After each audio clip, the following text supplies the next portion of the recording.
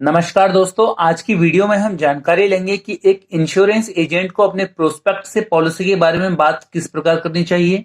अक्सर जब भी कोई इंश्योरेंस एजेंट अपने प्रोस्पेक्ट से पॉलिसी के बारे में बात करता है तो वो जिस कंपनी का एजेंट हो उस कंपनी के नाम से शुरुआत करता है। जैसे कि अगर LIC के एजेंट की बात करें तो LIC एजेंट कहते हैं कि सर आप एक LIC की पॉलिसी ले लीजिए, ये LIC की एक बहुत अच्छी पॉलिसी है। इंश्योरेंस एजेंट को हमेशा इस बात का ध्यान रखना चाहिए कि कभी भी प्रोस्पेक्ट से पॉलिसी के बारे में बात करते समय इंश्योरेंस कंपनी का नाम न लें, पहले उससे प्लान डिस्कस करें। क्योंकि अगर प्रोस्पेक्ट को पहले ही पता चल जाता है कि आप इंश्योरेंस कंपनी के बारे में डिस्कस करने वाले हैं तो प्रोस्पेक्ट पहले ही मना करने का मन बना लेता है, क्योंकि इंश्योरेंस के बारे में वो पहले से ही सुन चुका होता है। क्योंकि LIC की पॉलिसी कोई ऐसी चीज नहीं है जिस बारे में उसने पहले सुना ना हो, और साधारणतः पॉलिसी होल्डर्स की एजेंट्स को लेके ये सोच होती है कि वो पॉलिसी लेने के लिए फोर्स करेंगे, तो इस वजह से वो कोई ना कोई बहाना ढूंढ लेते हैं।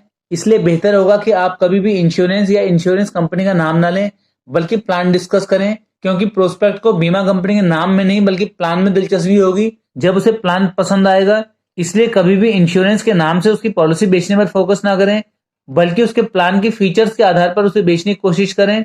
अगर प्रोस्पेक्ट को प्लान के फीचर्स पसंद आ जाते हैं फिर लास्ट में आप प्रोस्पेक्ट को ये बता सकते हैं कि ये प्लान LIC बेच रही है, जिससे उसका विश्वास और गहरा हो जाएगा। ज्यादातर क्लाइंट को एजेंट इंश्योरेंस पॉलिसी के नाम से ही पॉलिसी बेचना चाहते हैं, जबकि उसकी फीचर्स की वो बात ही नहीं करते या उस बारे में फिर क्लाइंट सुनना ही नहीं चाहता। जबकि LIC के बारे में तो लगभग हर कोई जानता है, लेकिन उनके प्लान और उनके फीचर्स के बारे में हर कोई नहीं जानता। प्रोस्पेक्ट की इनकम और उसकी जरूरतों को ध्यान में रखते हुए प्रोस्पेक्ट को ऐसा प्लान समझाएं जो उसकी जरूरतों को पूरा करता हो और जिसके लिए वो चाह कर भी ना कर पाए। और यदि प्रोस्पेक्ट को एक ऐसा प्लान मिलेगा जिससे उसकी जरूरतें पूरी हो रही हैं तो निश्चित तौर पर वो प्रोस्पेक्ट को पसंद आएगी और प्रोस्पेक्ट उसे लेगा भी। लेकिन प्रोस्पेक्ट का इंश्योरेंस पॉलिसी लेना या ना लेना आपकी प्रेजेंटेशन पर भी निर्भर करता है।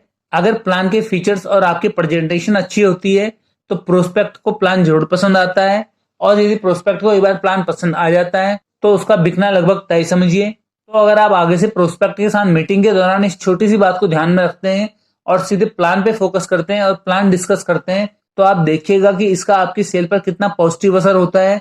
कि नाम से बेचने की बजाय प्लान के फीचर से बेचने की कोशिश करिए।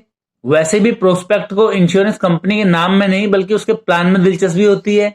दोस्तों, अगर आप इंश्योरेंस पॉलिसी सेल करने के लिए बहुत से प्रोस्पेक्ट के साथ मीटिंग करते हैं, लेकिन अधिकतर मीटिंग की शुरुआत में प्रोस्पेक्ट पॉलिसी लेने से मना कर देते हैं या कोई बहाना बना देते हैं, तो जरा गौर करिए कि प्रोस्पेक्ट आपकी कौन सी बात सुनने के बाद ही मना कर देते हैं।